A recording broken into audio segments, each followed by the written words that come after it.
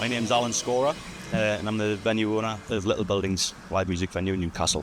For now, Little Buildings be described as a small entry-level grassroots metal venue primarily, but we still open doors to a lot of multi-genres, new artists, not just young. It's a keen stopping point for any new creative who wants to get on board with the creative sector from live music and beyond. But it's a perfect way to kind of blow off the cobwebs and get it moving and make that start, you know.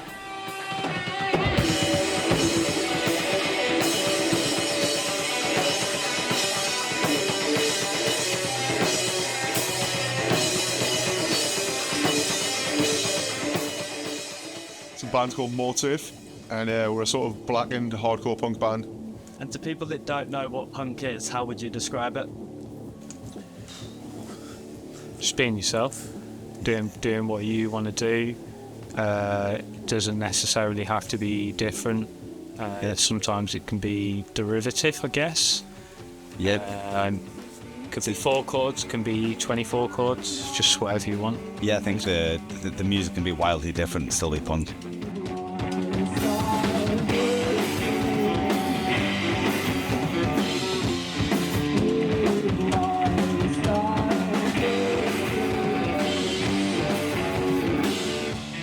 Everybody's expressing themselves one way or another, you know, through music. There's a lot of pain in lyrics, and a lot of people can use that as some form of catharsis to express that.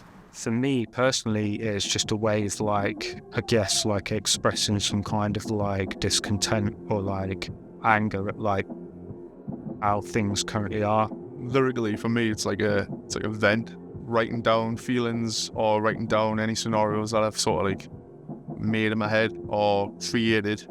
I've sort of struggled with depression and stuff for quite a few good number of years and stuff. So being in a band and being able to write lyrics about anything I want to fucking write about or helps me quite a lot. And it is like a release. So man dispenser in som där raka gips, som till the infirmary and then the broken ribs. Oh, me lad, sure see the scanning, past the box along the road. So from your perspective, do you believe there is a noticeable mental health crisis affecting men in the North East? Oh, yes. Absolutely. It stems from a lot of misdiagnosis, undiagnosed issues, social parameters around one person's potential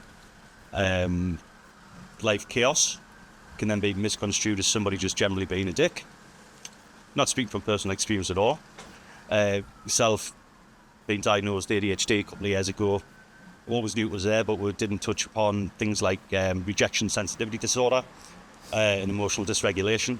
The emotional dysregulation amongst men in particular, where alcohol's combined, can create all amounts of unnecessary chaos.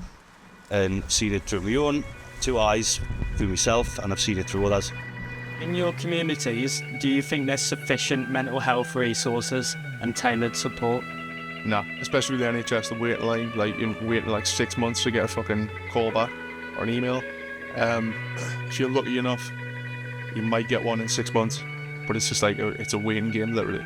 The queues are so colossal, and the government funding for it is just non-existent. It's just totally fucked it, basically. My background before I got into music, I'm an electrician by trade, and I spent 16 years in construction working all over the UK, beyond, with a lot of lads who aren't here anymore, and a lot of lads who were very similar to me on the hyperactivity spectrum, a bit wild, a bit daft, a little bit touched at times, and could always have a bit of a mad chuckle and a laugh. A lot of substance abuse issues going on, a lot of men in there, a lot of questions going unanswered. There's too many men are working 10 times harder in their own brain to get out of bed in the morning before they've even picked up a hammer and a chisel or a phone or a headset or anything, or a paintbrush, anything that they're doing. This kind of needs to be negated quite a bit, and it starts at home.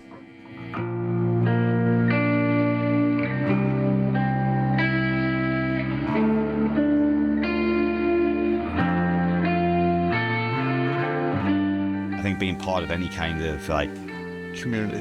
community, like I think particularly the punk scene or the hardcore scene in Newcastle, quite big now. I think everyone, it's like a really large friendship group essentially now.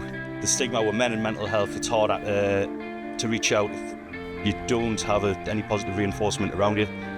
You know, at 40 years old, it's been nothing short of spectacular, and you're listening in like on conversations about things people are going through and being able to offer some advice and an opinion. We talk about things and reassuring everybody that it's not bad and you're allowed to lie in bed all day. Don't worry about it. It's great if you need to have a duvet day, have a duvet day, have two, have three. You know, you and yourself are the most important thing, not a job, not anything else.